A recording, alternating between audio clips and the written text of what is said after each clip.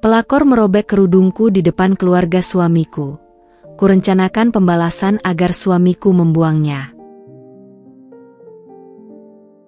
Halo Bunda, semoga Bunda semuanya dalam keadaan sehat dan bahagia ya.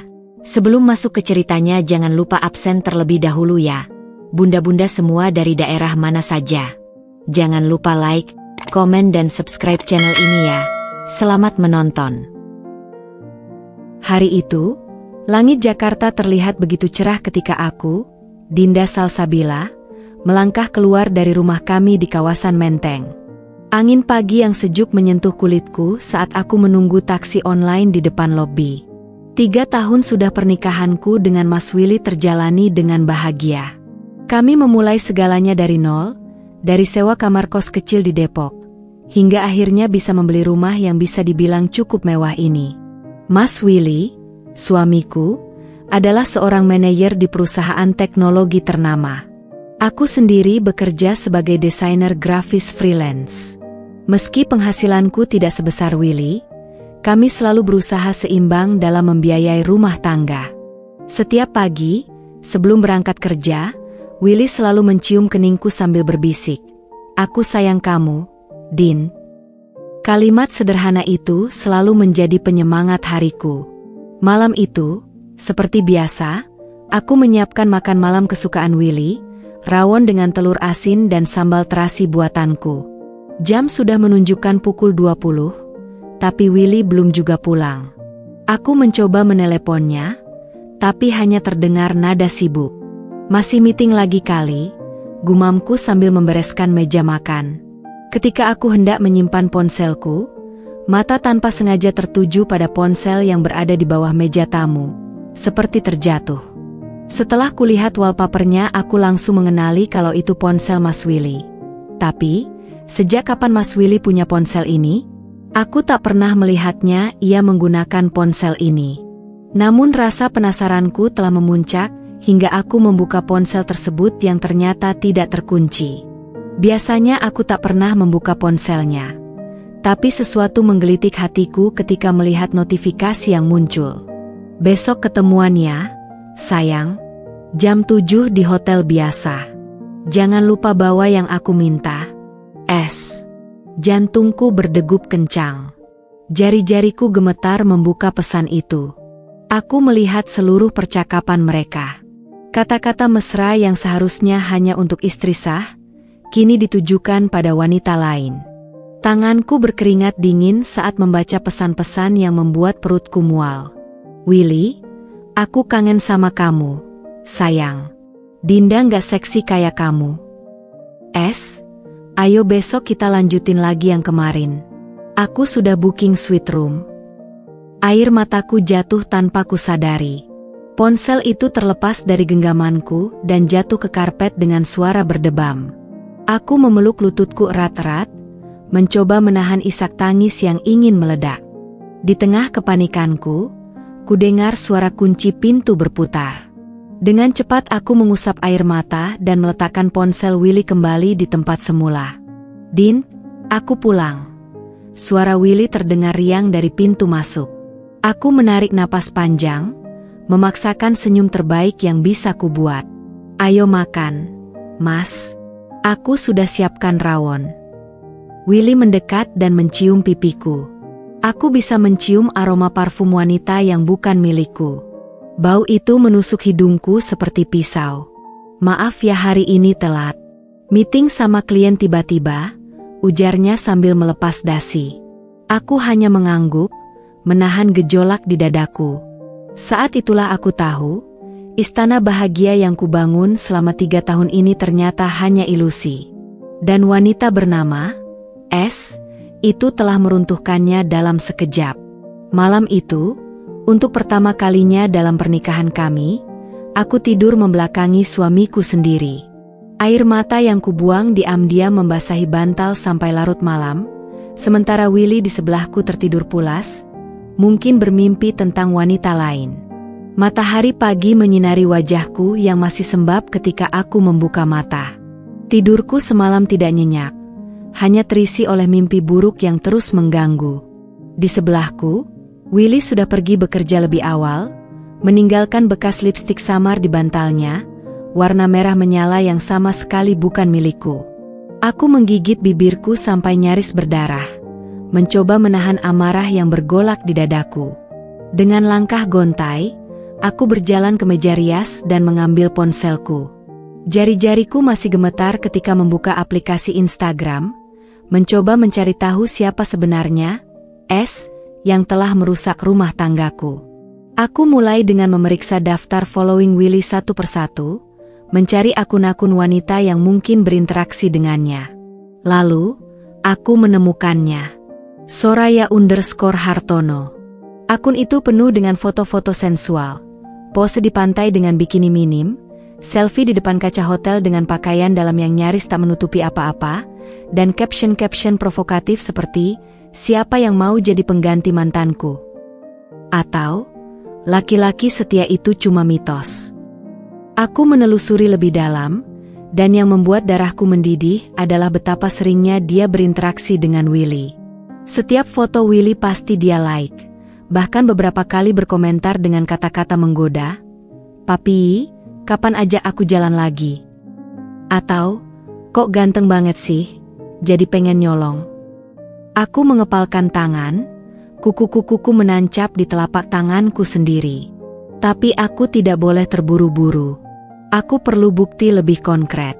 Aku memutuskan untuk membuat akun Instagram palsu dengan nama Rara Wijaya, mengisi bio dengan pekerjaan sebagai model dan foto-fotoku stok yang dulu aku pernah bekerja sebagai model. Aku follow Soraya dan beberapa temannya, berharap bisa menyusup ke dalam lingkaran pertemanannya. Tak butuh waktu lama, Soraya membalas followku dan bahkan mengirim pesan langsung. "Hai, Rara, kamu model ya? Aku suka fotomu. Boleh kenalan?" Aku menahan napas, lalu membalas dengan santai, "Iya, baru mulai modeling." "Kamu keren banget. Aku sering lihat fotomu. Kayaknya kita cocok jadi teman." Soraya langsung merespons dengan antusias, mengajakku kopi darat minggu depan. Aku menerimanya dengan senyum getir. Ini adalah kesempatanku untuk mengorek informasi lebih dalam tentang dirinya. Sementara itu, aku juga menyelidiki aktivitas Willy di media sosial. Aku menemukan bahwa dia sering mengunggah story di WhatsApp dengan fitur hanya untuk Soraya. Aku tidak bisa melihatnya, tapi bayangan tentang apa isi story-story itu membuat dadaku sesak. Malam itu, ketika Willy pulang dengan alasan lembur, aku memberanikan diri untuk membuka laptopnya saat dia sedang mandi. Aku tahu passwordnya, tanggal pernikahan kami, yang ironisnya masih dia gunakan meski sudah berselingkuh. Begitu masuk, aku langsung membuka tab browser yang masih terbuka, akun Traveloka dengan tiket hotel untuk besok malam. Nafasku tercekat. Dengan cepat, aku mengambil ponselku dan memotret layar laptop itu. Tanganku dingin, tapi tekadku membara. Aku tahu, aku tidak bisa hanya diam. Aku harus melawan. Tapi sebelum aku sempat menutup laptop, Willy muncul dari kamar mandi, handuk melilit di pinggangnya. "Dinda, ngapain di laptopku?" Aku menatapnya, mataku berkaca-kaca tapi suaraku datar. "Cuma mau lihat foto pernikahan kita dulu. Aku kangen masa-masa itu." Willy terdiam sejenak, lalu mendekat dan memelukku. "Kita kan masih sama-sama, sayang," bisiknya, tapi pelukannya terasa hambar, dan bau parfum wanita itu masih menempel di bajunya. Aku memejamkan mata, menahan air mata yang hendak jatuh. Besok malam, aku akan tahu kebenaran yang sebenarnya. Pagi itu, udara terasa lebih berat dari biasanya ketika aku membuka mata. Mataku masih sembab setelah menangis semalaman, tapi tekadku sudah bulat. Aku akan mengikuti Willy hari ini, melihat dengan mata kepalaku sendiri kebohongan yang selama ini dia sembunyikan di balik senyum manis dan kata-kata sayangnya. Dengan hati berdebar, aku menyiapkan segala perlengkapanku. Topi lebar, kacamata hitam besar, dan jaket yang jarang kupakai agar tidak mudah dikenali. Aku bahkan meminjam motor tetangga, karena takut Willy mengenali mobil kami. Tanganku gemetar ketika menyalakan mesin, tapi aku menarik napas dalam-dalam. Aku harus kuat, bisikku pada diri sendiri sambil mengikuti dari kejauhan mobil Willy yang perlahan meninggalkan kompleks apartemen. Perjalanan terasa begitu panjang. Setiap lampu merah yang kami lewati membuat jantungku berdegup kencang. Khawatir Willy akan menengok ke belakang dan mengenaliku. Tapi ternyata dia sama sekali tidak waspada. Matanya hanya tertuju ke depan. Sesekali tersenyum saat melihat ponselnya, mungkin membaca pesan dari dia. Akhirnya, Willy berhenti di sebuah kafe mewah di kawasan Sudirman. Dari balik kacamataku, aku melihatnya duduk di teras sambil memeriksa jam tangan.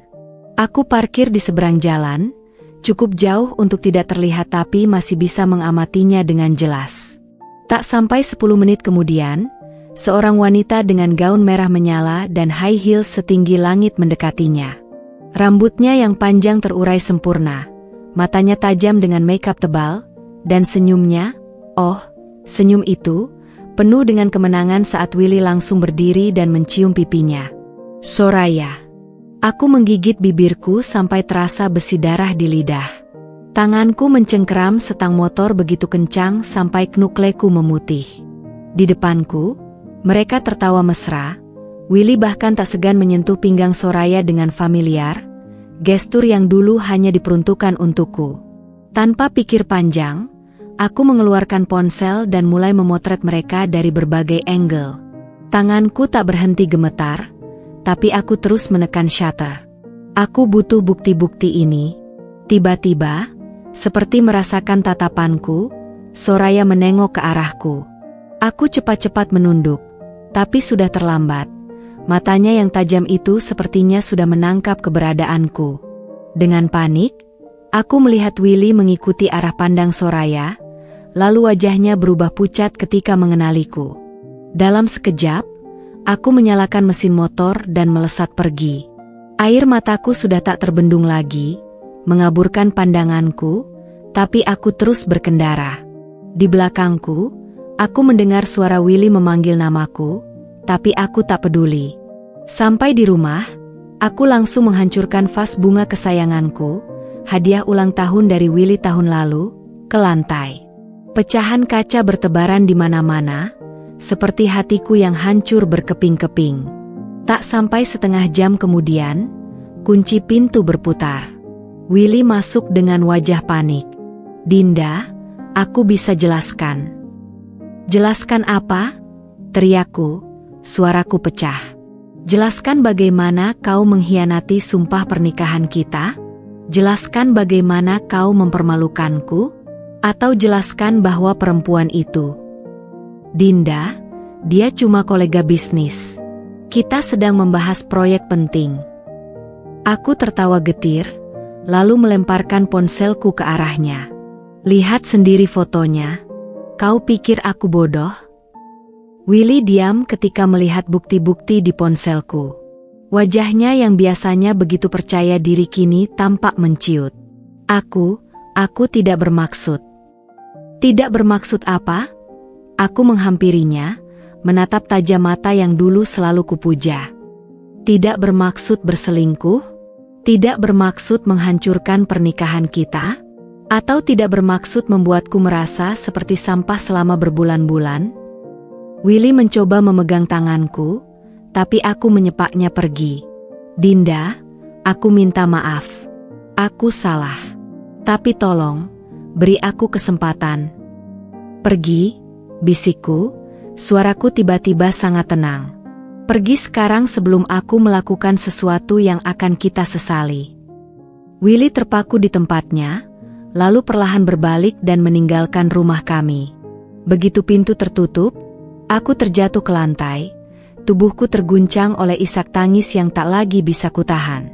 Di tengah kehancuranku, satu hal yang jelas. Ini belum berakhir. 3 hari telah berlalu sejak pertemuan nahas di hotel itu. 3 hari di mana Willy tak kembali ke rumah, hanya mengirim pesan singkat yang isinya permintaan maaf klise dan permohonan untuk berbicara. Aku mengabaikan semuanya. Setiap notifikasi dari ponselnya hanya membuat ingatanku kembali pada gambar mereka berdua. Soraya yang tersenyum puas, tangan Willy yang dengan mudahnya merangkul pinggang wanita itu, seolah aku tidak pernah ada dalam hidupnya. Namun, hari ini, sesuatu yang tak terduga terjadi.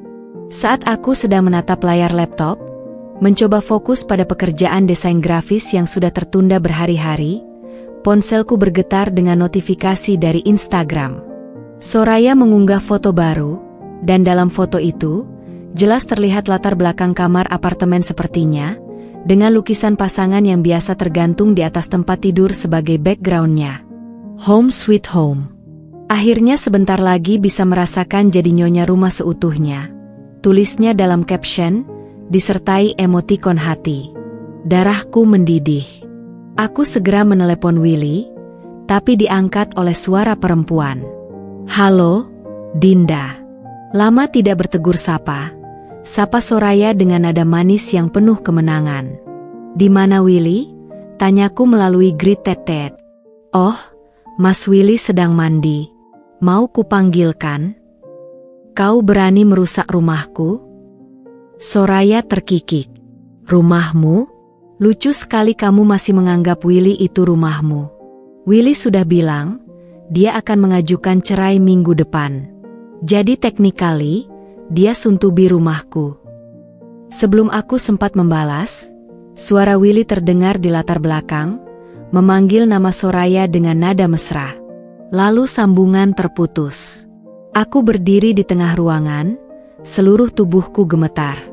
Mata berkunang-kunang, aku melihat sekeliling, setiap sudut rumah ini menyimpan kenangan kami.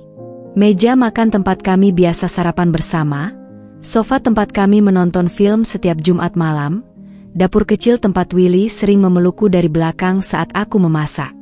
Tepat saat aku sedang mengenang kenangan kami, ponselku berdering lagi. Kali ini ibu mertuaku menelepon. Dinda, ini Mama Willy. Suara lembut mertuaku membuat air mataku kembali meleleh. Aku baru dapat telepon dari Willy. Dia bilang akan menikah lagi. Apa yang sebenarnya terjadi, Nak? Suaraku tercekat. Dia selingkuh. M.A. Astagfirullah, desis Mama Willy. Dinda, dengarkan baik-baik. Besok ada acara keluarga di rumah besar. Kamu harus datang.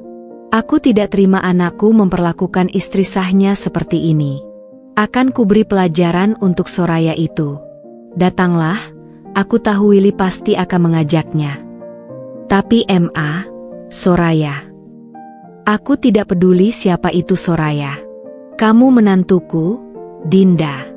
Dan keluarga besar harus tahu kebenarannya. Begitu telepon berakhir, aku menatap kosong ke dinding. Di satu sisi, aku ingin membongkar semua kebohongan mereka di depan keluarganya. Di sisi lain, rasa malu dan sakit yang tertanam begitu dalam membuatku ingin bersembunyi selamanya. Malam itu, untuk pertama kalinya dalam 3 hari, Willy pulang. Dia terlihat lelah, matanya merah. Dinda, katanya pelan. Kita perlu bicara. Aku melipat tangan di dada. Apalagi yang perlu dibicarakan? Kau sudah memutuskan untuk menikahinya. Apalagi? Willy menggeleng. Itu tidak sesederhana itu. Aku terjebak, Dinda. Soraya, dia. Jangan, potongku tajam. Jangan kau coba menyalahkan dia. Kau yang memilih untuk berselingkuh. Kau yang memilih untuk mengkhianati sumpah pernikahan kita.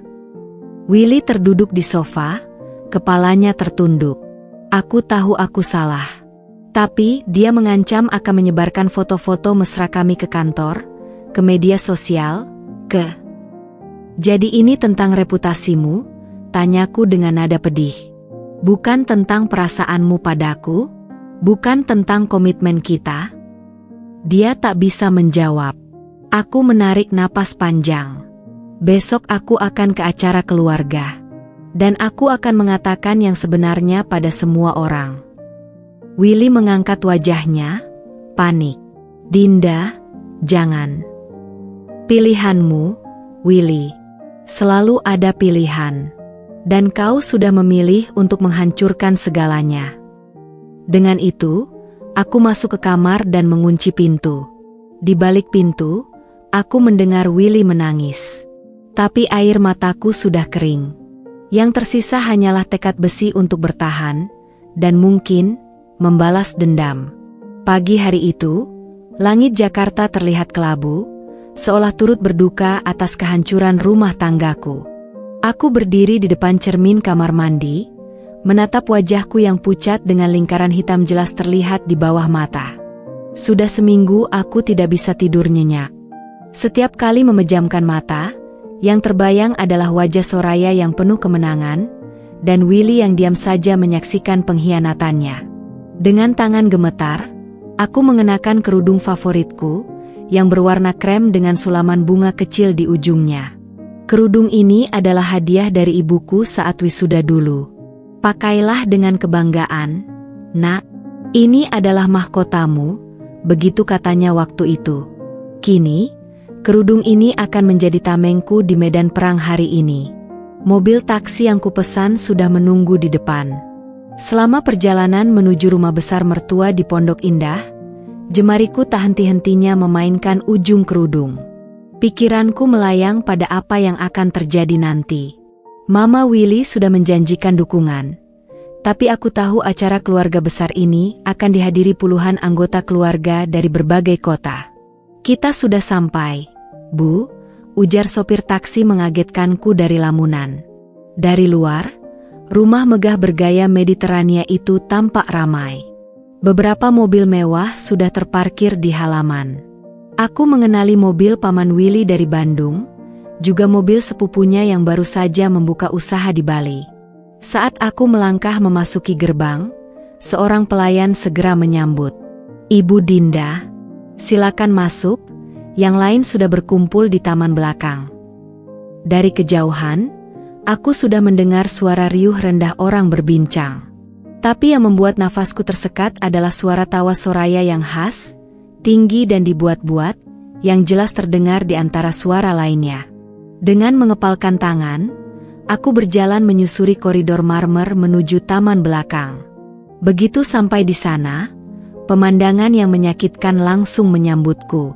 Soraya, dengan gaun merah ketat yang sengaja dipilih untuk mencolok, sedang berdiri di samping Willy di depan seluruh keluarga besar. Tangannya dengan enaknya menggenggam lengan suamiku, sementara Willy terlihat kaku, wajahnya pucat. Tapi yang lebih menyakitkan adalah melihat keluarga besar yang sepertinya sudah menerima kehadirannya. Beberapa bibi bahkan terlihat asyik mengobrol dengannya. Hanya Mama Willy yang berdiri agak jauh, wajahnya masam. Aduh, Dinda datang. Seru salah satu sepupu Willy tiba-tiba, membuat semua mata tertuju padaku. Suasana langsung berubah tegang. Soraya tiba-tiba memeluk lengan Willy lebih erat, sementara Willy sendiri terlihat seperti ingin menghilang. Mama Willy segera mendekatiku. Dinda, Nak, mari duduk di sini dekat ibu, katanya sambil menarik tanganku. Tapi sebelum aku sempat bergerak, Soraya sudah berjalan mendekat dengan senyum palsu. Dinda, akhirnya kita bertemu lagi, ujarnya dengan suara manis yang dibuat-buat. Aku diam saja, menatapnya tajam. Kok diam saja? Marah ya? Soraya tertawa kecil, lalu tiba-tiba tangannya meraih kerudungku. Jangan marah dong, aku cuma mau lihat wajah aslimu yang cerah. Suara itu mengagetkan semua orang. Baru kemudian aku sadar bahwa tanganku sudah bergerak sendiri, menampar Soraya dengan sekuat tenaga sampai wajahnya terpental ke samping. Jangan berani seranai menyentuh kerudungku, teriakku, suaraku menggema di seluruh taman. Keheningan menyergap. Soraya memegang pipinya yang merah, matanya membelalak. Willy terpaku di tempatnya, wajahnya campur aduk antara kaget dan takut. Tiba-tiba, Soraya melesat ke depan dan rip. Kerudungku tercabik di tangannya. Rambutku yang selama ini selalu tertutup rapi sekarang terburai di depan puluhan pasang mata keluarga besar suamiku. "Lihatlah semua," teriak Soraya sambil mengacung-acungkan potongan kerudungku. "Inilah wajah asli istri suci kalian. Sama seperti perempuan lain." Aku berdiri membeku, rasa malu dan kemarahan bercampur jadi satu. Tapi kemudian sesuatu yang tak terduga terjadi. Mama Willy berdiri tegak, wajahnya berubah merah padam. "Cukup," teriaknya menggelegar. Dengan langkah tegas, dia mendekati Soraya dan merebut paksa robekan kerudung itu. "Keluargaku bukan tempat untuk perempuan lacur seperti kamu." Soraya terlihat kaget. "Tapi Bu, Dinda yang..." "Diam," Mama Willy memotong. "Aku sudah tahu segalanya. Tentang ancamanmu pada Willy, tentang foto-foto mesra yang kau gunakan untuk memerasnya." Wajah Willy berubah pucat. "Mama, bagaimana Mama bisa?" "Aku ibumu, Willy. Sudah seminggu ini aku menyelidiki perempuan ini." Mama Willy mengeluarkan setumpuk dokumen dari tasnya. "Ini bukti-buktinya. Surat pernyataan dari mantan suaminya yang kau tipu, bukti transfer uang dari Willy ke rekeningmu. Bahkan rekaman percakapan kau mengancam akan menyebarkan foto jika Willy tidak menceraikan Dinda." Soraya kini terlihat panik. Itu semua bohong. "Willy, katakan pada mereka." Tapi Willy hanya menunduk. Air mata mengalir di pipinya. "Aku lelah berbohong," bisiknya. Suasana menjadi ricuh. Beberapa paman mulai mengusir Soraya, sementara bibi-bibi memelukku erat. Dengan rambut masih terburai, aku menghampiri Willy yang kini terduduk lemas di kursi taman. "Kau membiarkan dia mempermalukanku seperti ini?" tanyaku, suaraku bergetar. Willy mengangkat wajah penuh air mata. "Maafkan aku, Dinda. Aku bodoh." Di tengah keributan itu, Soraya tiba-tiba berlari ke arahku, wajahnya penuh kebencian. "Ini semua salahmu. Kau yang merusak segalanya." Tapi sebelum dia sempat mendekat, Paman Rudi, mantan polisi, langsung menahan tubuhnya. "Sudah, cukup. Keluar dari sini sebelum kuhubungi polisi." Soraya akhirnya diusir dengan hina. Tapi sebelum pergi, dia masih sempat berteriak, "Ini belum berakhir. Dinda, kau akan menyesal." Setelah kepergiannya, keluarga besar berkerumun di sekitarku. Mama Willy dengan hati-hati menutup kembali rambutku dengan syal darinya. "Maafkan kami, Dinda. Kamu harus menunggu selama ini untuk semua ini." Aku hanya mengangguk, air mata tak henti mengalir. Di sudut mataku, aku melihat Willy masih terduduk lemas, wajahnya penuh penyesalan. Tapi satu hal yang kini jelas, perang ini belum selesai. Dan kali ini, aku tidak akan berdiri sendiri. Setelah kepergian Soraya yang dramatis, suasana di rumah besar keluarga Willy berubah menjadi sunyi yang mencekam. Anggota keluarga yang tadinya berkumpul untuk acara santai sekarang duduk melingkar di ruang tamu utama. Wajah-wajah mereka dipenuhi ekspresi antara marah, malu, dan iba. Aku sendiri duduk di sofa empuk dekat jendela. Jemariku masih gemetar memegang syal pemberian Mama Willy yang kini menutupi rambutku yang berantakan. Willy duduk terpisah di kursi tunggal dekat pintu. Tubuhnya membungkuk seolah menanggung beban dunia. Matanya yang merah dan bengkak tak pernah berani menatapku langsung sejak tadi. Paman Rudi, sebagai anggota keluarga tertua yang hadir, mengambil alih sebagai moderator. "Willy," suaranya berat namun tegas, "sudah saatnya kau jujur pada keluarga.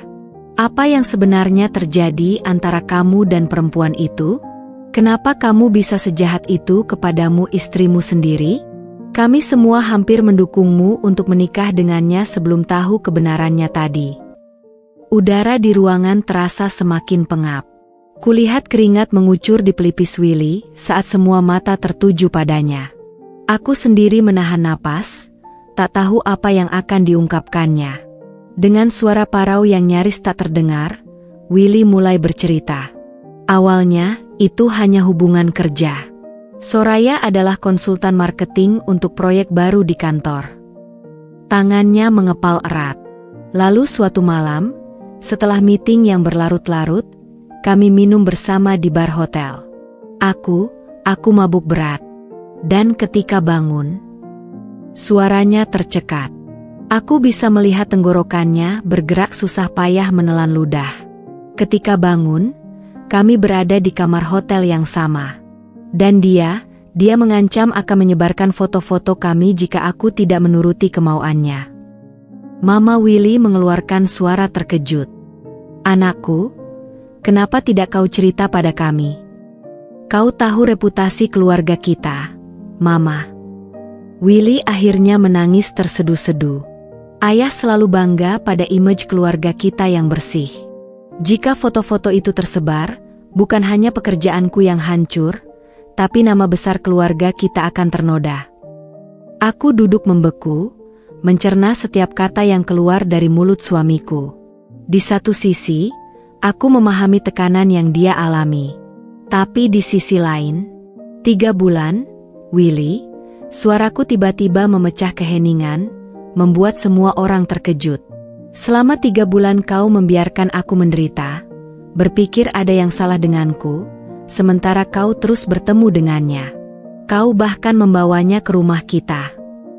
Willy menjatuhkan diri berlutut di hadapanku, air matanya membasahi karpet Persia mahal. Aku tahu, Dinda. Aku sampah. Aku lemah.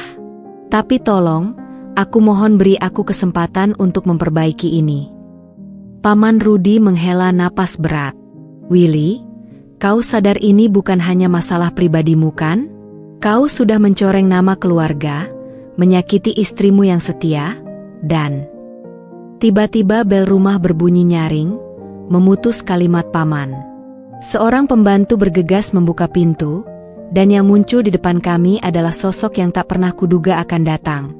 Ayah Willy yang selama ini sedang dinas di luar negeri. Wajahnya yang biasanya teduh sekarang gelap membara. Ayah? Willy terisak. Tanpa sepatah kata pun, ayah Willy menghampiri anaknya dan... Slap!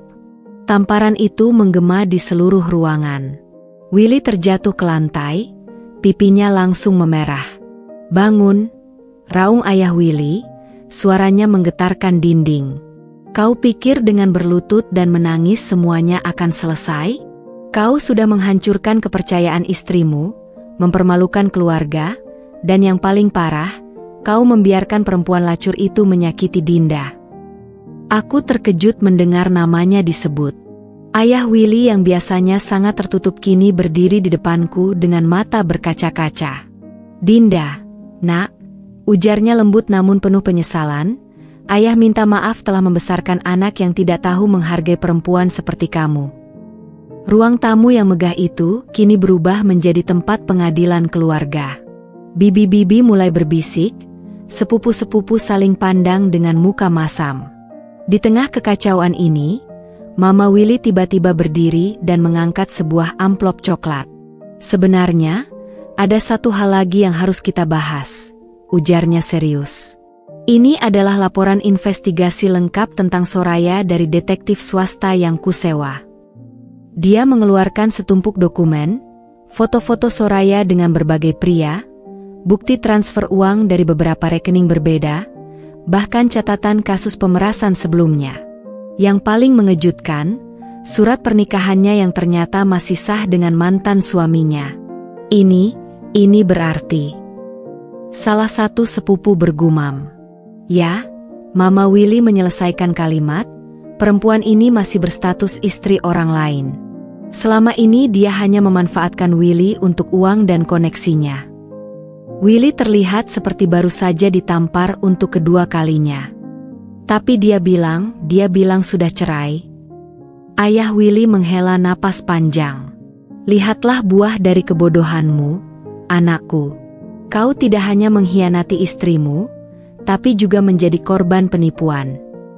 Aku duduk diam, mencerna semua informasi ini. Seharusnya aku merasa puas mengetahui bahwa Soraya bukanlah cinta sejati Willy. Tapi yang kurasakan justru hampa. Semua pengkhianatan ini ternyata hanya tentang uang dan pemerasan? Ayah, ibu, paman. Tiba-tiba aku berdiri, suaraku lebih tegas dari yang kukira. Aku butuh waktu untuk memproses semua ini. Aku mohon izin untuk pulang dulu. Mama Willy segera mendekat dan memelukku erat. Tentu, nak. Tapi ingat, kau adalah bagian dari keluarga ini, apapun yang terjadi.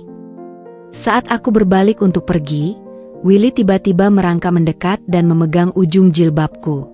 Dinda, aku tahu aku tidak pantas meminta apa-apa. Tapi tolong, beri aku kesempatan untuk menebus kesalahan. Aku menatapnya lama, wajah yang dulu begitu kukenal, yang dulu kupuja, yang kini terlihat asing bagiku. Aku butuh waktu, Mas. Aku tidak bisa memaafkanmu sekarang. Dengan langkah berat, aku meninggalkan rumah besar itu. Di luar, hujan mulai turun dengan deras, seolah alam turut menangis atas kehancuran rumah tanggaku. Tapi di tengah rintik hujan yang membasahi wajahku, satu hal yang kusadari, perang ini belum berakhir. Dan kali ini, aku akan melawan dengan cara yang berbeda. Malam itu, hujan masih mengguyur Jakarta ketika aku tiba di apartemen kami yang beberapa waktu lalu ditempati Soraya. Udara terasa lembab dan berat, mencerminkan beban yang kupikul dalam dadaku. Aku berdiri di depan pintu selama beberapa saat, menatap nama, Kel Willianto, yang masih terpampang di plat nama, bertanya-tanya apakah statusku sebagai istri masih sah, atau sudah menjadi sekadar hiasan yang tak berarti. Begitu masuk, aroma parfum Soraya langsung menyergapku, bau vanila dan ember yang menyengat, mengingatkanku bahwa dia benar-benar sudah menginvasi setiap sudut kehidupan kami. Tanpa berpikir panjang, aku mengambil semua penyegar ruangan dan menyemprotkannya ke seluruh apartemen, berusaha menghilangkan jejak kehadirannya yang menjijikan. Aku terjatuh di sofa, tubuhku lemas tapi pikiranku berputar kencang. Gambar wajah Soraya yang penuh kemenangan saat merobek kerudungku masih jelas terbayang. Tapi sekarang, setelah mengetahui semua kebenaran, bahwa dia hanya memanfaatkan Willy, bahwa dia masih berstatus istri orang lain, kemarahanku berubah menjadi sesuatu yang lebih dingin, lebih terukur. Tidak, bisikku pada diri sendiri sambil mengepalkan tangan. Aku tidak akan membiarkanmu lolos begitu saja. Dengan energi baru, aku menuju meja kerja dan membuka laptop. Pertama, aku membuat daftar semua informasi yang ku ketahui tentang Soraya. 1 nama lengkap, Soraya Hartono. 2 status pernikahan, masih menikah dengan Rio Pratama, berdasarkan dokumen dari Mama Willy. 3 pekerjaan, konsultan marketing freelance. 4 kebiasaan, suka berjudi online, punya banyak hutang. 5 modus operasi, memanfaatkan pria untuk uang dan koneksi. Lalu, aku mulai merancang strategi bertahap. Tahap 1, pengumpulan bukti. Aku akan mengumpulkan lebih banyak bukti tentang kehidupan gandanya. Dengan status pernikahan yang masih sah, berarti dia melakukan poligami, dan itu bisa kugunakan untuk melaporkannya ke polisi. Tahap 2, pengasingan sosial. Aku masih punya akses ke akun palsu, Rara Wijaya, yang sudah berteman dengannya di media sosial. Akan kugunakan untuk menyebarkan kebenaran tentang dirinya di lingkaran pertemanannya. Tahap 3, serangan balik ekonomi. Dari dokumen yang diberikan Mama Willy, aku tahu Soraya punya banyak hutang judi. Aku akan memastikan debt collector tahu persis di mana dia bisa ditemukan. Saat aku asyik menyusun strategi, ponselku bergetar. Pesan dari Willy. Dinda, aku menginap di hotel dekat kantor. Aku tidak berani pulang sebelum kau mengizinkan. Aku tahu aku tidak pantas meminta apa-apa, tapi tolong beritahu jika kau butuh sesuatu. Aku membaca pesan itu berulang kali. Sebagian diriku ingin membalas dengan kata-kata pedas, tapi bagian lain, yang masih mengingat Willy yang dulu, merasa iba. Akhirnya, aku hanya membalas singkat. Aku butuh waktu. Jangan hubungi aku dulu. Keesokan paginya, aku bangun dengan tekad baru. Setelah sholat subuh, aku mengenakan hijab sederhana dan berangkat ke sebuah kantor detektif swasta di kawasan Kuningan, rekomendasi diam-diam dari Paman Rudi. Kantor itu kecil tapi rapi. Pak Hendra, detektifnya, adalah pria parubaya dengan kacamata tebal dan sikap profesional. "Saya dengar Anda butuh bantuan untuk mengumpulkan bukti tentang seorang wanita?" tanyanya setelah aku duduk. Aku mengangguk, lalu menceritakan semua yang terjadi. Mulai dari perselingkuhan Willy, pemerasan Soraya, hingga penghinaan di depan keluarga. Tanganku gemetar saat bercerita, tapi suaraku tetap stabil. Pak Hendra mendengarkan dengan serius, sesekali membuat catatan. "Ini kasus yang cukup jelas, Bu. Dengan status pernikahannya yang masih sah, dia bisa kena pasal perzinahan dan pemerasan. Saya bisa bantu mengumpulkan bukti tambahan."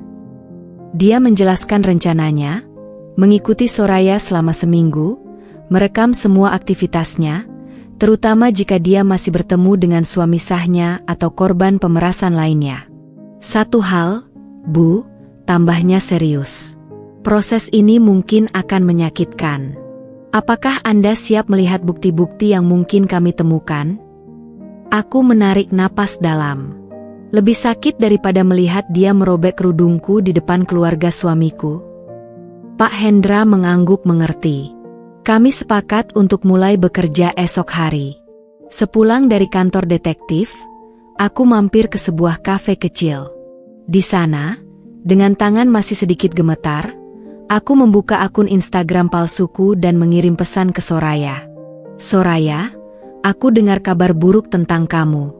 Aku nggak percaya orang sebaik kamu bisa difitnah seperti itu. Aku tetap di pihakmu.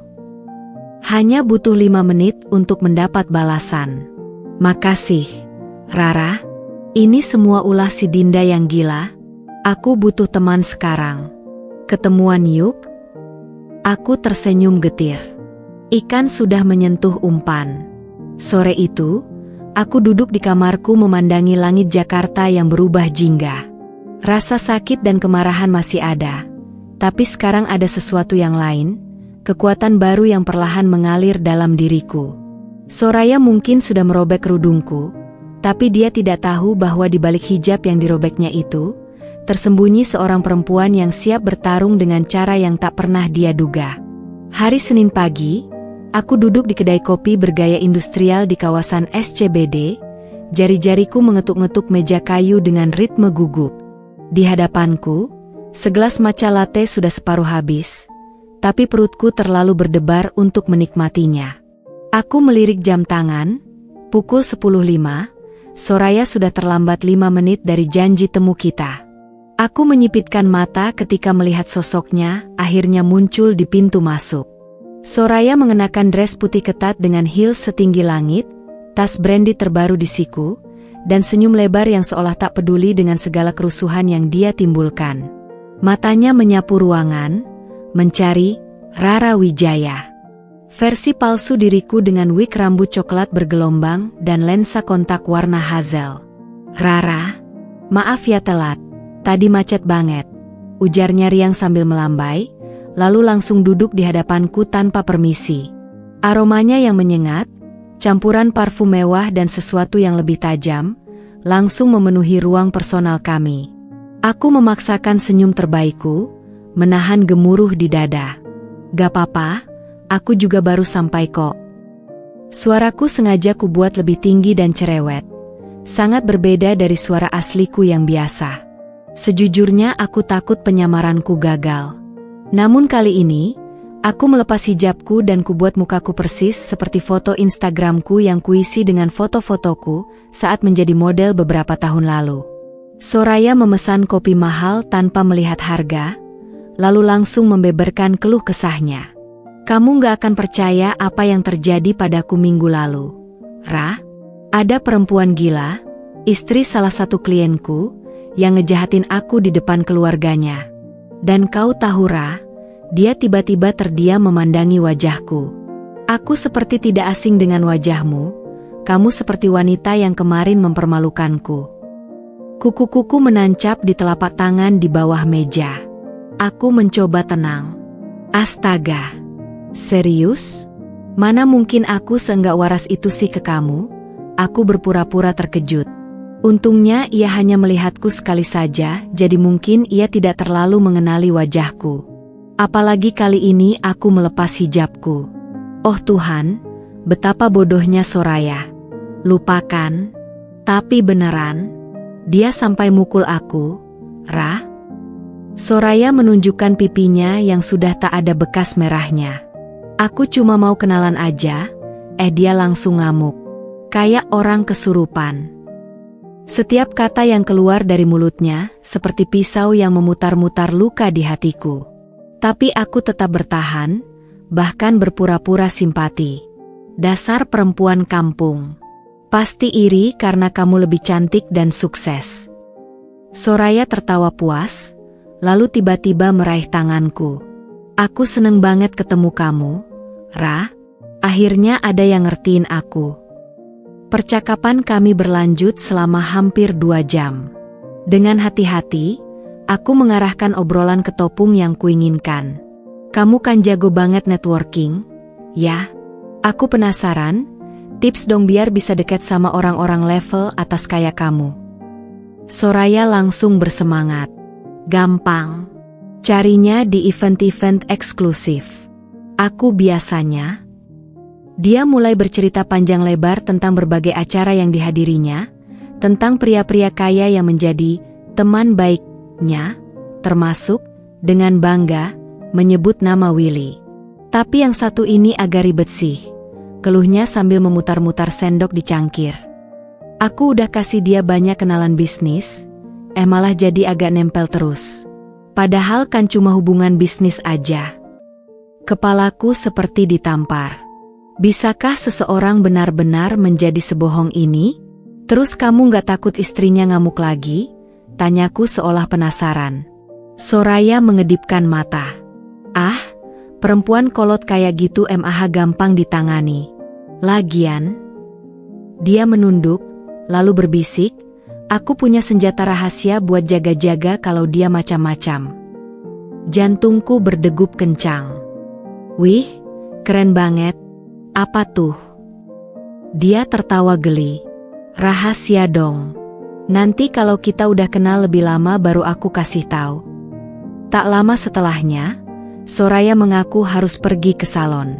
Kami berjanji bertemu lagi minggu depan. Begitu dia pergi, aku langsung menelepon Pak Hendra. Ada perkembangan, bisikku. Dia punya senjata rahasia untuk melawan Dinda. Mungkin foto atau dokumen kompromi. Pak Hendra menghela napas. Baik, saya akan ikuti dia hari ini. Anda hati-hati, Bu. Perempuan seperti ini biasanya tidak main-main. Sepanjang perjalanan pulang, pikiranku dipenuhi oleh pertemuan tadi. Kemampuan Soraya berbohong dengan begitu meyakinkan, cara dia memutarbalikkan fakta, itu semua membuatku merinding. Tapi satu hal yang kuyakini, semakin dekat aku berpura-pura menjadi temannya, semakin banyak senjataku untuk menghancurkannya. Malam itu, di depan laptop, aku menerima email pertama dari Pak Hendra. Beberapa foto lampiran menunjukkan Soraya bertemu dengan seorang pria, yang setelah kuperiksa di dokumen Mama Willy, ternyata adalah suami sahnya, Rio Pratama. Yang lebih mengejutkan, mereka terlihat mesra di sebuah kafe sebelum akhirnya bertengkar hebat. Ada juga rekaman percakapan mereka yang berhasil direkam dari jarak dekat. Kapan kau mau melunasi hutangku ke rentenir? Suara Rio kasar. Sabarlah. Aku sedang mengurus target baru. Orang ini lebih kaya dari yang sebelumnya. Jawab Soraya. Aku menyimpan semua bukti ini dengan hati-hati. Tapi yang paling menggangguku adalah senjata rahasia yang disebutkan Soraya. Apapun itu, aku harus mengetahuinya sebelum dia sempat menggunakannya. Keesokan harinya, akun palsuku mendapat pesan dari Soraya. Ra, besok ada acara seru nih di EXO Club.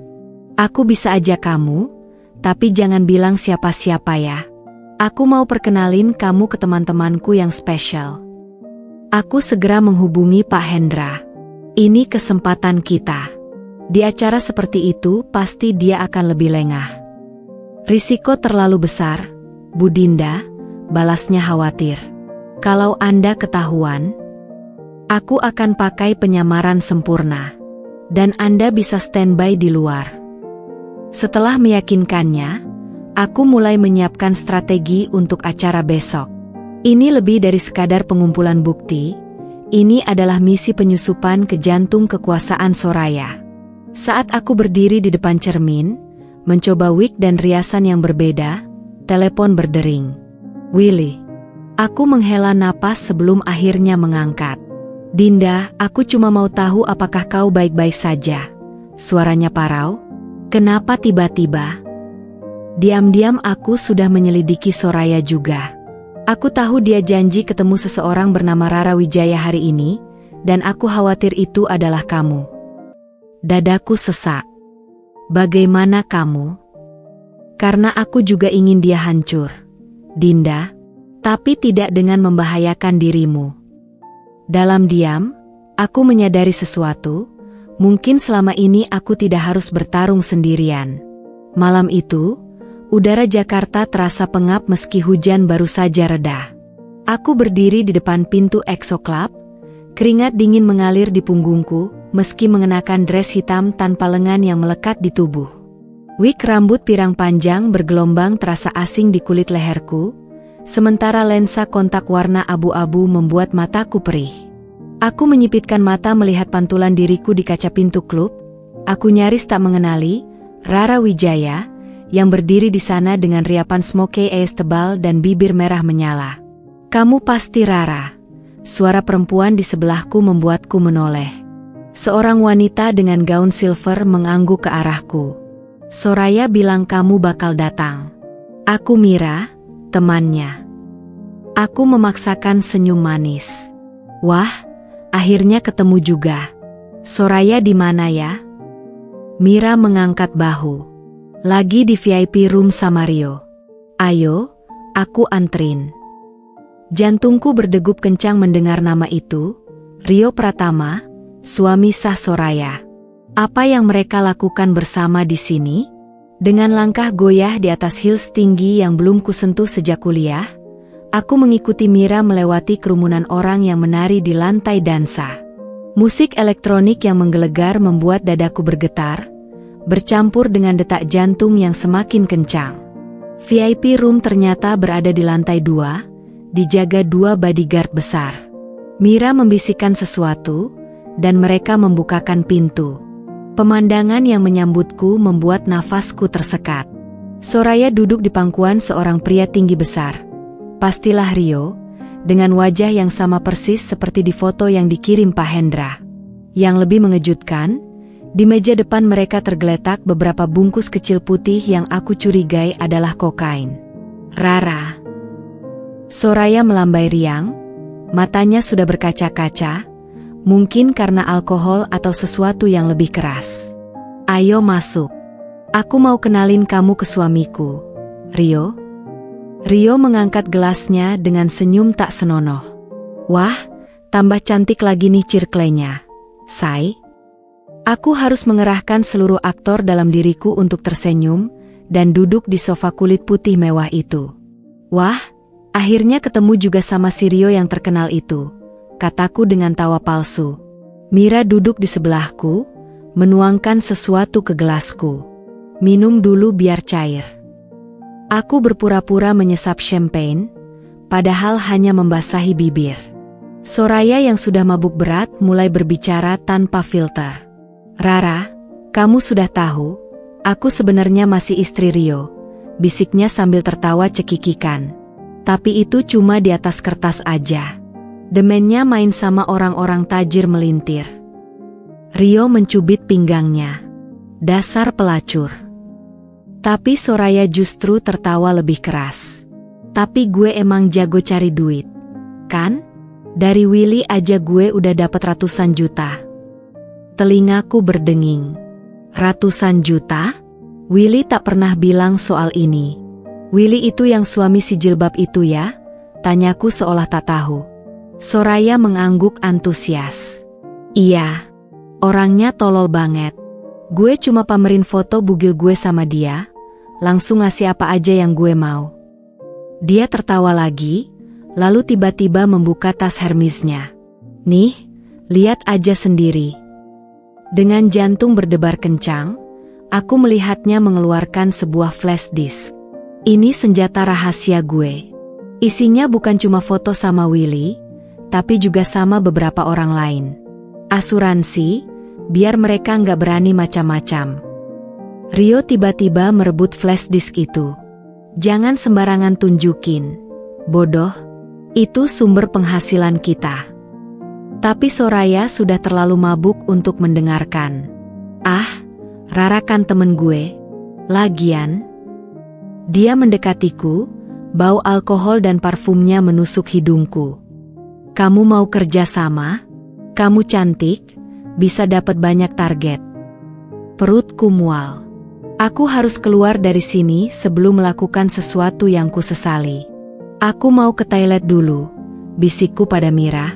Di toilet mewah yang sepi, aku menelepon Pak Hendra dengan gemetar. Flash disk biru. Itu senjatanya. Isi foto kompromi beberapa orang, termasuk Willy. Sudah ada backup? Tidak tahu. Tapi Rio menyimpannya sekarang. Baik. Saya akan mengatur sesuatu. Anda tetap tenang dan lanjutkan peran. Ketika aku kembali ke VIP room, suasana sudah berubah. Rio dan Soraya sedang bertengkar sengit, wajah Rio merah padam. Gue bilang jangan minum terlalu banyak. Sekarang mulutmu bocor seperti saringan, hardik Rio. Soraya membalas dengan menumpahkan anggur ke baju Rio. Lo siapa sih ngatur-ngatur gue? Gue yang cari duit, bukan lo? Aku melihat Rio mengeluarkan teleponnya. Gue telepon rentenir itu biar mereka urus kamu.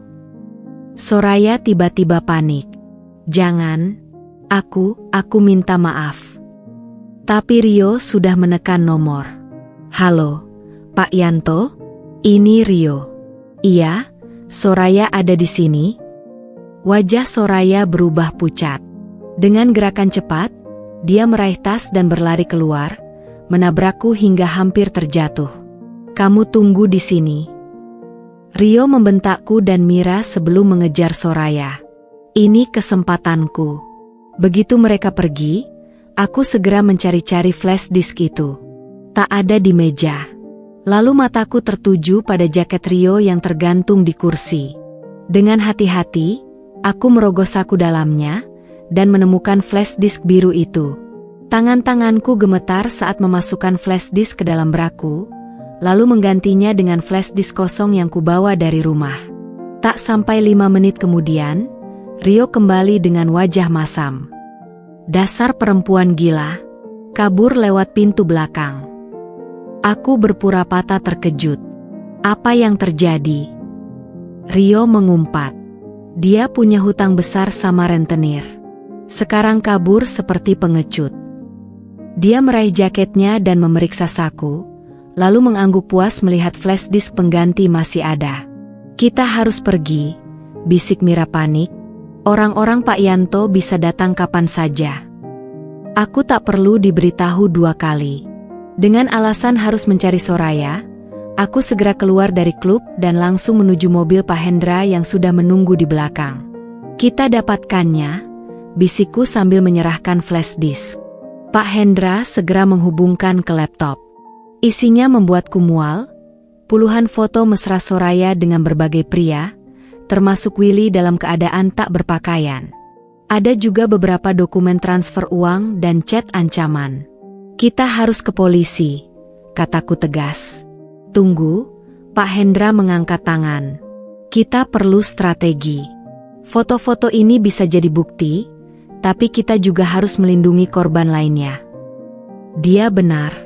Aku memandangi foto Willy yang tak berdaya, Diambil tanpa sepengetahuannya dalam keadaan tak sadar. Sekarang aku mengerti mengapa dia begitu takut. Dia benar-benar menjadi korban. Saat mobil meluncur meninggalkan EXO Club, teleponku bergetar. Pesan dari nomor tak dikenal. Aku tahu itu kamu, Dinda. Flash disknya hilang. Kamu akan menyesal. Soraya tahu. Dan sekarang perang benar-benar dimulai. Pagi itu, sinar matahari menyelinap melalui tirai kamarku, menerpa wajahku yang masih lelah setelah malam penuh ketegangan di EXO Club.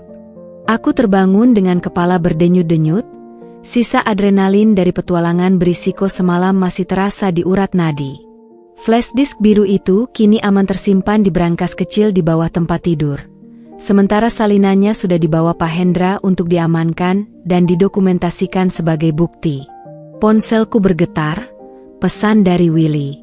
Dinda, bisakah kita bertemu? Ada hal penting yang harus kubicarakan. Aku tahu semua tentang Rara Wijaya dan tentang apa yang terjadi tadi malam. Jantungku berdebar kencang. Bagaimana dia bisa tahu? Aku menatap layar ponsel lama sebelum akhirnya membalas. Restoran Tugu Kunstring Palace. Jam 1 siang. Aku memilih tempat itu karena suasana kolonialnya yang tenang dan karena selalu ramai di jam makan siang. Jika kami akhirnya bertengkar, setidaknya ada orang-orang sekitar yang bisa menjadi saksi. Willy sudah duduk di meja dekat jendela ketika aku tiba. Dia terlihat jauh lebih tua dari usia sebenarnya. Matanya cekung, rambutnya yang biasanya rapi kini berantakan, dan ada bekas luka kecil di pipi kirinya yang tak kuingat pernah ada sebelumnya. Dinda, dia berdiri begitu melihatku, tangannya gemetar sedikit saat menyentuh kursi seolah ingin membantuku duduk tapi tak berani. Aku mengangguk kaku dan langsung duduk. Kamu tahu tentang Rara Wijaya? Willy menghela napas panjang. Aku menyewa detektif juga. Untuk mengikuti Soraya. Kemarin detektifku melihatmu di klub itu. Matanya penuh kepedihan. Dinda, itu sangat berbahaya. Jika dia menyadari. Dan sekarang kita punya ini. Potongku tajam. Aku mengeluarkan salinan flash disk dari tas, dan meletakkannya di atas taplak meja putih. Willy memandang benda kecil itu seperti ular berbisa. Apa isinya? Foto-fotomu yang tak berpakaian dalam keadaan tak sadar. Transfer uang. Chat ancaman. Aku menatapnya langsung. Dan bukan hanya kamu, ada beberapa pria lain di sana. Wajah Willy berubah pucat, tangannya mengepal erat di atas meja sampai buku-buku jarinya memutih. Aku tidak ingat ada foto. Apa kamu benar-benar tidak sadar? Tanyaku lebih lembut dari yang kukira. Dia menggeleng, matanya berkaca-kaca. Pertemuan bisnis di hotel. Aku minum anggur yang dia pesan, lalu semuanya gelap. Ketika bangun, aku sudah di kamar sendirian dengan pusing yang mengerikan. Aku menarik napas dalam. Jadi Willy benar-benar menjadi korban skenario yang dirancang dengan baik. Kita harus ke polisi, kataku. Tidak. Willy memegang tanganku tiba-tiba, lalu cepat menariknya kembali ketika melihat ekspresiku. Maaf, tapi ada sesuatu yang harus kamu ketahui dulu. Dia mengeluarkan teleponnya dan menunjukkan foto Soraya yang babak belur, berbaring di tempat tidur rumah sakit. Ini tadi pagi, rentenir yang dia hutangi menemukannya kabur dari klub. Mereka tidak main-main. Perutku mual melihat foto itu, tapi entah mengapa yang kurasakan bukan kepuasan. Dia masih hidup. Masih. Tapi dalam kondisi kritis. Willy menyimpan teleponnya. Dinda, ini sudah di luar kendali. Orang-orang ini berbahaya. Jika kita melapor sekarang, mereka akan mengira kita yang memberitahu rentenir itu. Pikiranku berputar cepat. Willy benar, kami terjebak di antara Soraya dan jaringan kriminal yang jauh lebih besar. Lalu apa saranmu? Willy menatapku dengan intensitas yang belum pernah kulihat sebelumnya. Kita main lebih cerdas. Gunakan flash disk itu untuk memaksa Soraya menarik semua ancamannya. Lalu, kita bantu dia menghilang dari rentenir itu. Aku terkejut. Kamu ingin membantunya setelah semua yang dia lakukan? Tidak, Willy menggeleng. Aku ingin dia pergi selamanya. Tapi dengan cara yang tidak membuat kita jadi target berikutnya.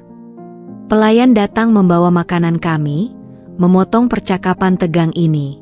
Aku memandangi hidangan nasi kebuli yang biasa kami pesan bersama dulu, kenangan akan masa bahagia yang kini terasa sangat jauh. Ada satu syarat, kataku begitu pelayan pergi. Apa saja? Jawab Willy cepat. Kita lakukan ini bersama. Tidak ada lagi rahasia di antara kita. Willy mengangguk pelan. Aku berjanji. Malam itu, kami berdiri di depan pintu rumah sakit umum tempat Soraya dirawat. Pak Hendra sudah mengatur segalanya, bahkan mendapatkan informasi kamar dan jadwal penjagaan polisi. Kamu yakin ingin melakukan ini? Tanya Willy khawatir. Aku menarik napas dalam. Dia harus melihat wajahku. Harus tahu bahwa inilah akhir permainannya. Kamar Soraya gelap ketika kami masuk. Bau antiseptik menyengat bercampur dengan bau obat. Di tempat tidur, Soraya terlihat seperti bayangan dari dirinya yang dulu, wajahnya babak belur, satu mata tertutup perban, dan infus menancap di tangannya yang biasanya selalu dihiasi perhiasan mewah. Matanya yang satu terbuka perlahan ketika kami mendekat. Awalnya kosong, lalu tiba-tiba penuh dengan ketakutan. Kamu.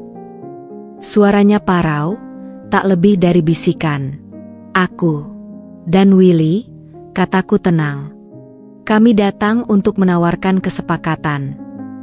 Willy meletakkan flash disk di atas meja samping tempat tidur.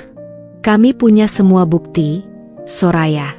Foto-foto, transaksi, semuanya. Aku melanjutkan, kamu punya dua pilihan. Pertama, kami serahkan ini ke polisi dan rentenir itu. Kamu tahu apa artinya? Soraya mencoba menggeleng, tapi kesakitan. Pilihan kedua, bisiknya. Kamu menarik semua tuduhan dan ancaman pada Willy. Menandatangani surat pernyataan bahwa semua itu rekayasa. Lalu, kamu menghilang. Tinggalkan Jakarta dan jangan pernah kembali. Soraya menatap kami bergantian, lalu tertawa kecil yang berubah menjadi batuk menyakitkan. Dan kenapa aku harus menerima? Keluarkan amplop dari tas. Ini tiket pesan ke Amsterdam satu arah untuk besok pagi.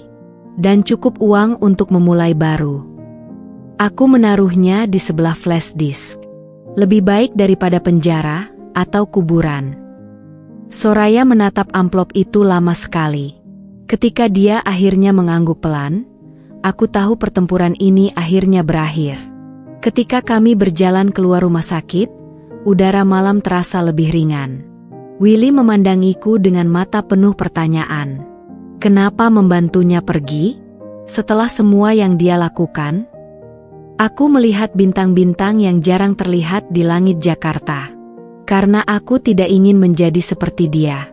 Dan karena kita punya hidup kita untuk diperbaiki. Willy tak menjawab, tapi ketika tangannya menyentuh tanganku dengan lembut, aku tidak menariknya. Minggu pagi itu, matahari bersinar terang di langit Jakarta, seolah enggan bersekongkol dengan kegelisahan yang menggerogoti perutku. Aku berdiri di depan lemari pakaian kamar hotel sementara, tempatku menginap sementara sejak kejadian di rumah sakit, dengan tangan gemetar memegang dua pilihan baju. Satu dress biru langit yang dulu selalu dipuji Mama Willy, atau setelan krem sederhana yang lebih netral. Apa yang kukenakan hari ini akan menjadi pernyataan, bisik hatiku. Dress biru berarti aku masih peduli dengan keluarga ini, masih ingin menjadi bagian darinya. Sedangkan setelan krem itu adalah warna keputusasaan, warna seorang perempuan yang sudah lelah berjuang. Aku menarik napas dalam-dalam dan meraih dress biru. Willy sudah menunggaku di lobi hotel, berdiri dengan kaku dalam setelan jas abu-abunya yang rapi. Matanya yang biasanya penuh percaya diri kini terus berpindah-pindah. Sesekali menyentuh dasinya seperti merasa sesak. "Kamu yakin ingin melakukan ini?" Tanyanya untuk kesekian kali sejak kami merencanakan pertemuan keluarga besar ini. "Lebih yakin daripada apapun," jawabku sambil menyesap kopi terakhirku sebelum pertempuran. Mereka perlu mendengar kebenaran dari mulut kita.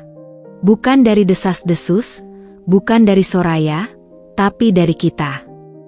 Perjalanan ke rumah besar keluarga Willy di Pondok Indah terasa lebih panjang dari biasanya. Aku menatap keluar jendela, menyaksikan jalanan Jakarta yang sibuk, mencoba mengumpulkan keberanian untuk menghadapi pertemuan yang sudah ku ketahui akan penuh air mata dan kemarahan ini. Rumah besar itu terlihat sama megahnya seperti biasa. Taman depan yang tertata rapi, air mancur kecil di tengah lingkaran jalan masuk, dan deretan mobil mewah yang sudah memenuhi parkiran. Tapi kali ini, ada energi berbeda yang terasa bahkan sebelum kami masuk. Pelayan yang membukakan pintu terlihat tegang. "Selamat pagi, Pak Willy, Ibu Dinda." Yang lain sudah berkumpul di ruang utama. Begitu melangkah masuk, aroma makanan tradisional, rendang, sambal goreng ati, dan sayur labu, yang biasanya menggugah selera, justru membuat perutku mual. Dari kejauhan, aku sudah mendengar suara riuh rendah percakapan yang tiba-tiba berhenti ketika kehadiran kami diketahui. Ruang tamu utama yang luas itu penuh dengan anggota keluarga dari berbagai generasi. Di kursi sentral, duduk ayah dan mama Willy dengan wajah yang sulit terbaca.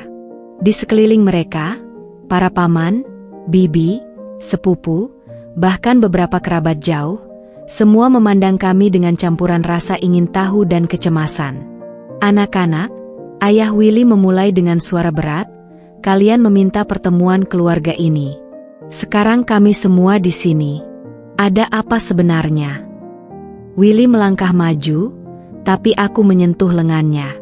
"Biarkan aku," bisikku. Dengan langkah tegas yang mengejutkan bahkan diriku sendiri, aku berdiri di tengah lingkaran keluarga ini. Perempuan yang dulu dihinakan, kini kembali dengan kepala tegak.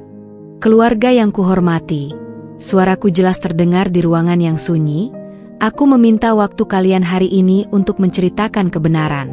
Kebenaran tentang apa yang sebenarnya terjadi antara kami dan Soraya setelah kejadian waktu itu di rumah ini." Beberapa bibi saling pandang. Sepupu Willy yang paling muda, Alika, bahkan tak bisa menyembunyikan geleng kepala. "Dinda, kita sudah membicarakan ini," salah satu paman mulai. "Tolong," potongku, "beri aku kesempatan untuk menyelesaikan. Setelah itu, kalian semua bebas menilai dan memutuskan." Aku melihat ke arah mama Willy yang mengangguk pelan, matanya berbinar dengan dukungan diam-diam. Dengan hati berdebar, aku mulai bercerita. Semuanya. Dari pesan pertama yang kulihat di ponsel Willy, pertemuan di kafe, hingga malam ketika Soraya merobek kerudungku di ruangan ini. Lalu yang lebih mengejutkan, skenario pemerasan yang dilakukan Soraya, foto-foto tak senonoh yang diambil saat Willy tak sadarkan diri, bahkan ancaman-ancaman yang membuat Willy terjebak. Ketika sampai pada bagian penyamaranku sebagai Rara Wijaya dan pengakuan Soraya di klub malam, beberapa anggota keluarga terlihat syok. Bibi Tuti bahkan harus mengipasi dirinya sendiri. Dan inilah buktinya, aku mengeluarkan flash disk dari tas. Semua ada di sini. Foto-foto, transaksi uang, bahkan percakapan ancaman. Ayah Willy berdiri, wajahnya merah padam. "Mengapa kalian tidak memberitahu kami sejak awal?" "Sudah, Ayah," Willy akhirnya berbicara, suaranya parau. "Namun kali ini kami datang dengan membawa kebenaran lebih banyak." Ruangan kembali sunyi. Lalu tiba-tiba, Mama Willy bangkit dari kursinya dan berjalan menghampiriku. Tanpa sepatah kata pun, dia merangkulku erat. "Sudah kubilang dia bukan wanita yang benar, Nak," bisiknya hanya untuk didengarku. Pelukan itu seperti memecah bendungan. Tiba-tiba, semua emosi yang kusimpan selama berbulan-bulan meluap. Air mataku mengalir deras, membasahi bahu Mama Willy yang tetap memelukku dengan erat. Ayah Willy menghampiri Willy dan menarik anaknya itu dalam pelukan yang tak pernah kulihat sebelumnya. Pelukan seorang ayah yang akhirnya mengerti penderitaan anaknya. "Kita keluarga," ujar ayah Willy dengan suara tegas yang bergema di seluruh ruangan. "Dan keluarga melindungi anggotanya. Mulai hari ini, tidak ada lagi rahasia di antara kita." Beberapa anggota keluarga lain mulai mendekat, menyentuh pundak kami, menyatakan dukungan. Tapi tiba-tiba, pintu depan terbuka dengan suara keras. Semua kepala menoleh ke arah sumber suara. Dan di sana, dengan wajah masih babak belur dan menggunakan kursi roda yang didorong oleh perawat, Soraya muncul dengan mata penuh kebencian. "Betapa menyentuhnya," ujarnya dengan suara serak namun penuh sarkasme. Keluarga bahagia bersatu kembali. Ruang yang tadi penuh dengan kehangatan tiba-tiba berubah menjadi dingin. Willy secara refleks berdiri di depanku, sementara ayah Willy melangkah maju. "Perempuan ini tidak diundang," kata ayah Willy dengan suara menggetarkan. Soraya tertawa pahit. "Tapi aku punya hak berbicara. Kalian semua hanya mendengar satu sisi cerita." "Sudah cukup," teriak Willy, suaranya pecah. "Kami punya semua bukti, Soraya. Foto-foto, transaksi, semuanya. Ini sudah berakhir." Soraya mencoba berdiri dari kursi rodanya, tapi hanya berhasil terjatuh. Dalam posisi merangkak di lantai, dia menatapku dengan mata penuh kebencian. "Kamu pikir menang, Dinda? Kamu hanya beruntung saja." Aku melangkah maju, melewati Willy yang mencoba menahanku. Berjongkok di hadapan Soraya, aku berbicara pelan sehingga hanya dia yang mendengar. "Aku sudah memberimu kesempatan untuk pergi. Tiket pesan dan uang itu masih berlaku. Tapi jika kamu memilih untuk tetap di sini dan melawan, aku akan serahkan flash disk ini tidak hanya ke polisi, tapi juga ke rentenir yang sedang memburumu." Soraya terlihat seperti ingin meludahiku, dan buru-buru pergi tanpa mengucap sepatah kata pun. Mama Willy adalah yang pertama bergerak. Dengan langkah tegas, dia menghampiriku dan meraih tanganku. "Keluarga kita sudah cukup menderita karena perempuan itu. Sekarang, mari kita makan bersama sebagai keluarga yang utuh." Dan untuk pertama kalinya sejak lama, aku merasa bisa bernapas lega. Suasana di ruang makan utama rumah besar keluarga Willy terasa seperti berada di antara dua dunia. Di satu sisi, ada kelegaan karena kebenaran akhirnya terungkap. Di sisi lain, ada getaran ketegangan yang tersisa dari pertemuan dramatis dengan Soraya. Aku duduk di sebelah Mama Willy, yang terus-menerus mengisi piringku dengan berbagai hidangan seolah khawatir aku kelaparan selama berbulan-bulan ini. "Makan ya, Nak," bisiknya sambil menyuapkan potongan rendang ke piringku. "Kamu kurus sekali." Aku tersenyum kecil, menyadari betapa berbeda perlakuan ini dibandingkan beberapa minggu lalu ketika aku masih menjadi orang luar dalam keluarga ini. Sekarang, tatapan mereka penuh dengan rasa bersalah dan keinginan untuk memperbaiki kesalahan. Di seberang meja, Willy terlibat percakapan serius dengan ayah Willy dan Paman Rudy. Dari gerak bibirnya, aku bisa menangkap kata-kata seperti hukum, pemerasan, dan kasus ditutup. Wajahnya yang biasanya tegang kini lebih rileks, seolah beban bertahun-tahun akhirnya terangkat dari pundaknya. Tiba-tiba, sepupu Willy yang paling kecil, Arumi, menghampiriku. Gadis berusia 6 tahun itu memandangku dengan mata besar penuh keheranan. "Tante Dinda, aku lihat Tante nangis tadi. Apa Tante sedih?" Suara polosnya membuat beberapa orang tersenyum. Aku membungkuk sampai sejajar dengannya. "Tidak sayang, tadi itu air mata bahagia. Kadang kalau terlalu bahagia, orang dewasa juga bisa menangis. Kayak waktu aku dapat boneka baru." Persis seperti itu, usapku kepalanya dengan lembut. Percakapan kecil itu seperti memecah sisa ketegangan di ruangan. Perlahan, obrolan mulai mengalir lebih alami. Bibi Tuti bertanya tentang pekerjaanku, Sepupu-sepupu Willy meminta cerita tentang penyamaranku sebagai Rara Wijaya, yang kusensor versi dewasanya. Bahkan Paman Rudi yang biasanya serius kini ikut tertawa mendengar cerita kocak tentang kesalahpahaman di klub malam. Tapi di balik semua tawa dan kehangatan ini, mataku terus kembali pada Willy. Ada sesuatu yang berbeda padanya. Cara dia duduk lebih tegak, senyumnya yang lebih alami, bahkan cara dia sesekali menangkap pandanganku dengan mata berbinar yang dulu sering kulihat di awal pernikahan kami. Setelah makan siang, ketika sebagian keluarga beralih ke ruang keluarga untuk menikmati hidangan penutup, Mama Willy menarikku ke taman belakang. "Duduklah, Nak," katanya sambil menepuk bangku taman di bawah pohon frangipani yang sedang berbunga. Kami duduk berdampingan, menikmati semilir angin sore yang membawa wangi bunga. Untuk beberapa saat, hanya ada keheningan nyaman antara kami. "Aku ingin minta maaf, Dinda," Mama Willy akhirnya berbicara, tangannya menggenggam erat tanganku. "Sebagai ibu mertua, seharusnya aku lebih peka dari awal sebelum semua ini terjadi." Aku memandangi wajahnya yang tulus, keriput di sudut matanya yang biasanya tersembunyi di balik makeup kini terlihat jelas, menunjukkan usia dan kebijaksanaannya. "Ibu tidak perlu minta maaf. Aku malah berterima kasih ke ibu karena telah membuka mata kami semua sudah menyelidiki Soraya terlebih dahulu." "Tidak, biarkan aku menyelesaikan," potongnya lembut.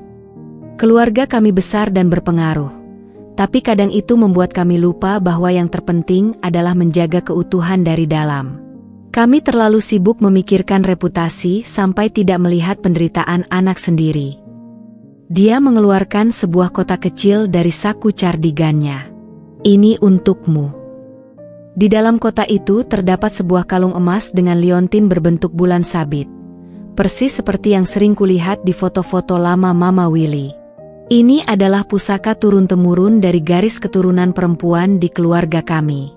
Biasanya diberikan pada menantu perempuan saat kelahiran anak pertama, tapi dia tersenyum kecil. "Aku rasa sekarang adalah waktu yang tepat." Aku tak bisa menahan air mata yang tiba-tiba mengalir. "Ibu, aku tidak tahu harus berkata apa." "Tidak perlu berkata apa-apa," bisiknya sambil memelukku. "Selamat datang kembali di keluarga, Nak." Di tengah pelukan itu, aku melihat Willy berdiri di pintu teras, menyaksikan kami dengan mata berkaca-kaca. Ketika pandangan kami bertemu, dia mengangguk pelan, seolah mengatakan, "Aku juga berhutang permintaan maaf yang sama." Sore itu berlanjut dengan obrolan santai dan canda tawa. Ketika matahari mulai tenggelam, satu persatu anggota keluarga berpamitan. Aku dan Willy berdiri di pintu depan, mengantarkan mereka pergi dengan pelukan dan janji untuk tetap berhubungan. Ketika hanya kami berdua yang tersisa di teras depan, Willy menarik napas dalam. "Dinda, aku tahu," potongku. "Kita punya banyak hal yang harus dibicarakan. Tapi tidak sekarang."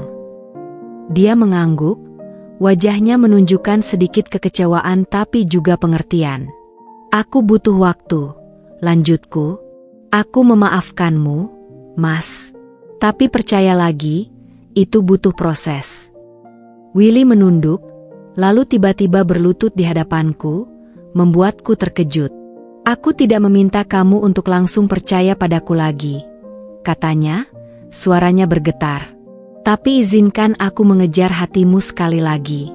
Seperti dulu, ketika kita pertama bertemu."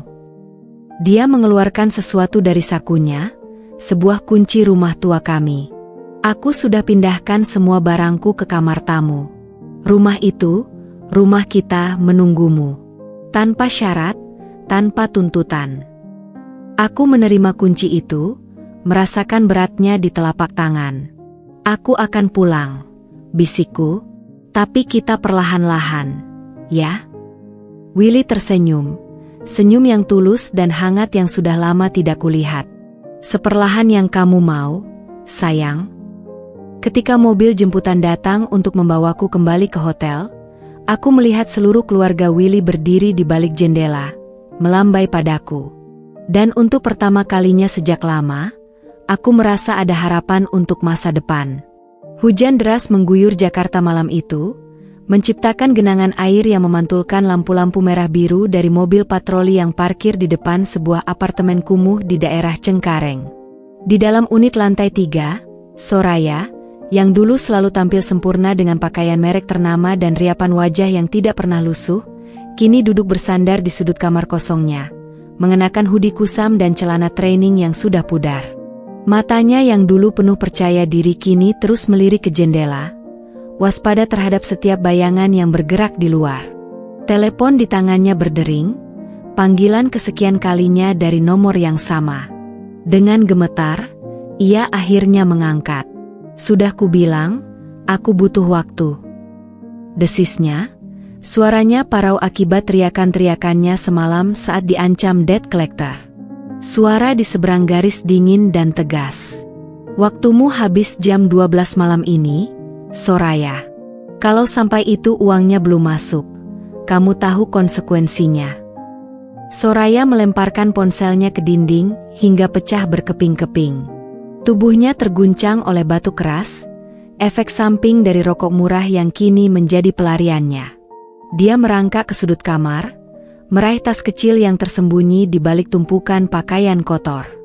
Di dalamnya tersisa beberapa lembar uang ribuan, paspor, dan tiket pesawat ke Amsterdam yang sudah kadaluarsa, tiket yang diberikan Dinda dan yang dengan sombong ia tolak, yakin bisa memenangkan pertarungan ini. "Bodoh," umpatnya pada diri sendiri sambil menatap tiket itu. Soraya berdiri dan berjalan ke cermin retak di dinding. Bayangan yang menatap balik membuatnya merinding, wajahnya pucat, mata cekung dikelilingi lingkaran hitam, rambut kusut tak terurus. Bekas pukulan debt collector masih terlihat jelas di pipi kirinya. "Inikah Soraya Hartono?" bisik hatinya. Perempuan yang dulu bisa mendapatkan pria mana saja, yang hidupnya penuh kemewahan. Tiba-tiba, suara bentakan dari luar apartemen membuatnya kaget. "Soraya, kami tahu kau di dalam." Jantungnya berdegup kencang. Mereka menemukannya.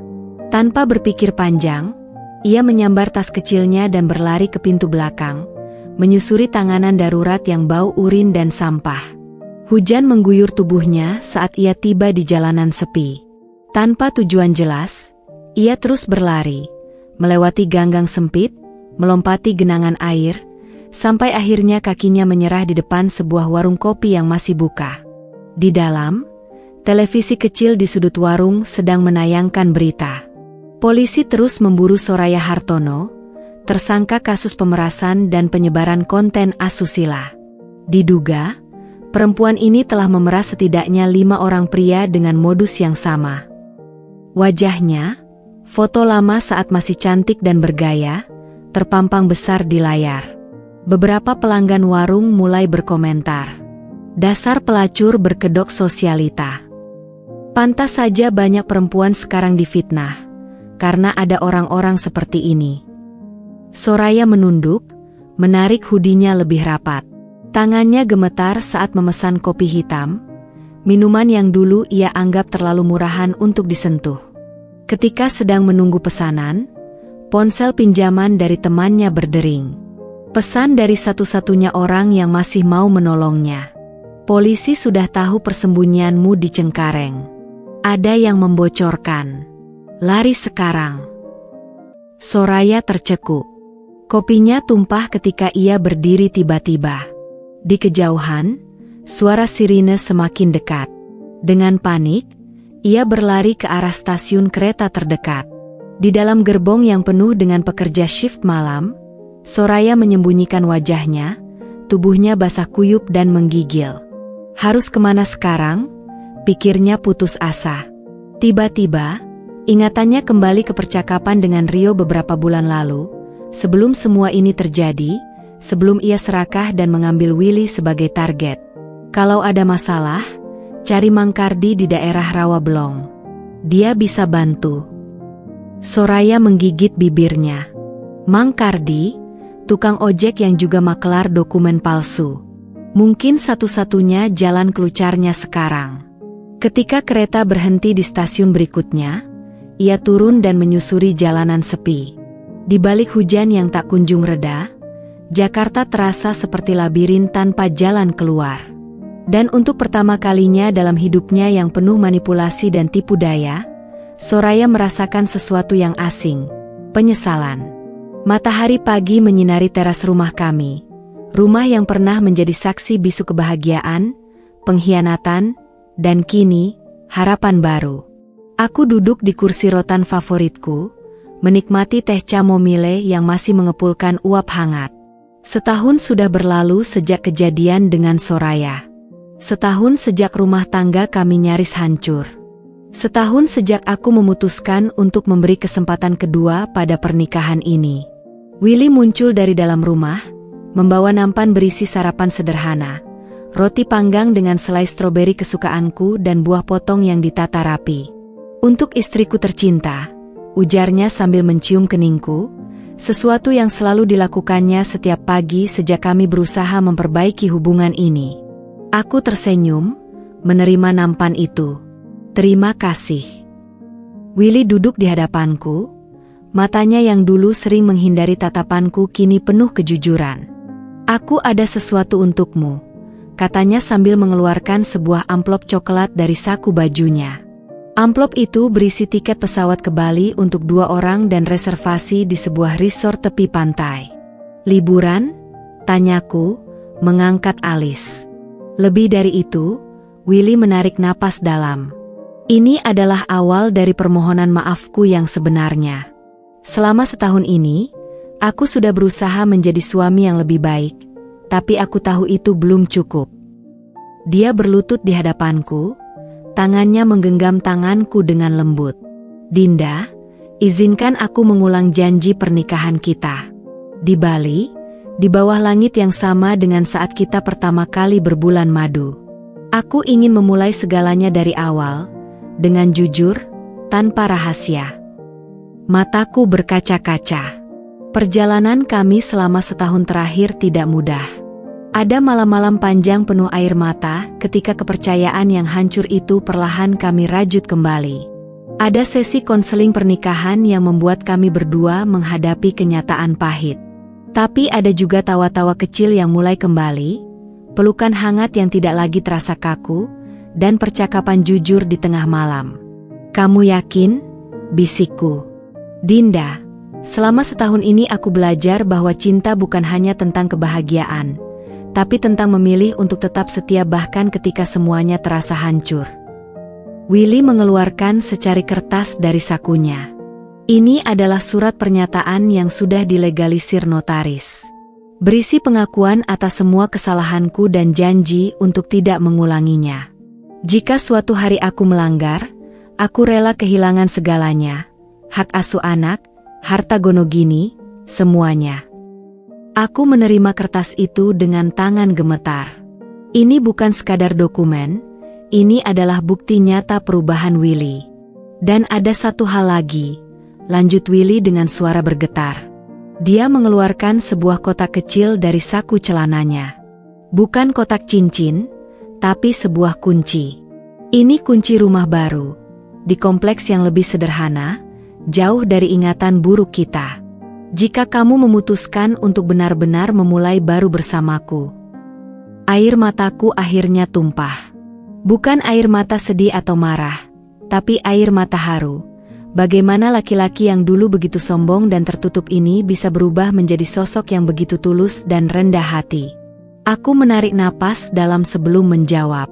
Aku akan kembali denganmu. Tapi... Willy menatapku dengan was-was. Tapi rumah lama kita sudah cukup baik. Aku tidak mau lari dari kenangan buruk. Aku mau kita menciptakan kenangan indah yang baru di tempat yang sama.